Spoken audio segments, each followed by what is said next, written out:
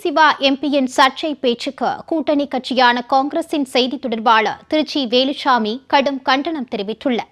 திருச்சி சிவா எம்பிக்கு பழைய அரசியல் பற்றி தெரியாமல் பொய் பேசுகிறார் என கூறியுள்ள வேலுசாமி, காமராஜர் மறைவு சமயத்தில் அவரை கருணாநிதி பார்க்கவே இல்லை.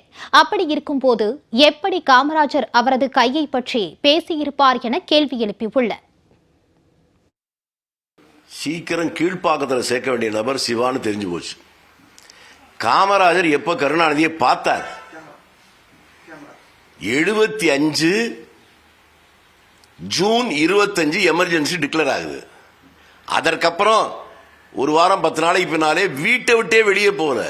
நான் ஏன் இவ்வளவு உறுதியா சொல்றேன்னா, அவர் மரணமடைவதற்கு 4 நாட்கள் முன்பாக நானும் எங்கள் ஊர் கிராமத்தை சேர்ந்த 2 பேரும் அவர்கிட்ட போய் ஒரு மணி நேரம் உட்காந்து கூட வந்த 2 பேரும் அழுதாங்க. எனக்கு அப்ப தெரியல. வயசான ஒருத்தர் வெளியே வந்தோடனே, ஏங்க திருமலைன்னு அவர் பேரு, ஏங்க அழுதிங்கன்னு, என்னப்பா நீ பாக்கலையான்னு கேட்டாரு. கால் அந்த பாதம் இருக்கே அது பெருசா வீங்கி இருந்துச்சு. ஆமா வீங்கி இருந்துச்சு, பார்த்தேன்.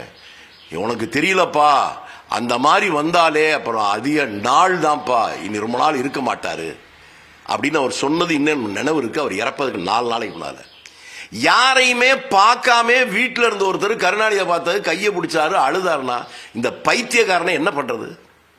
அவனை கருணாநிதி நிதியாளர் சுதந்திர போராட்டத்துக்கு எரவாடா ஜெயிலில் 8 வருஷம் போராடினவர்.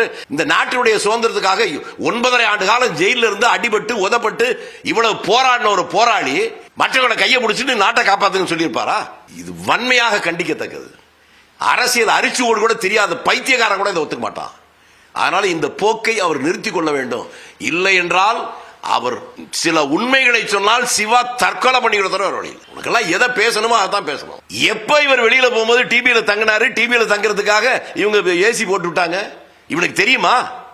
காமராஜர் என்கிற அந்த மகத்தான மனுஷன் வரப்புல கூட உட்கார்ந்து படுப்பார், மரத்தடியில் தூங்குவார். தமிழ்நாட்டில் அவர் கால்படாத ஊர் இல்ல, பட்டி தொட்டி எல்லாம் போயிருக்கிறாரு. அவரை கேவலப்படுத்துற இவனுக்கு பைத்தியம் முடிச்சிருச்சு வெளிக்குள்ள காட்டுறான். காமராஜரையும் பார்த்து கூட இருக்க மாட்டான். இவெல்லாம் இந்த தமிழ்நாட்டுடைய சாபக்கேடு. இவெல்லாம் எம்பி.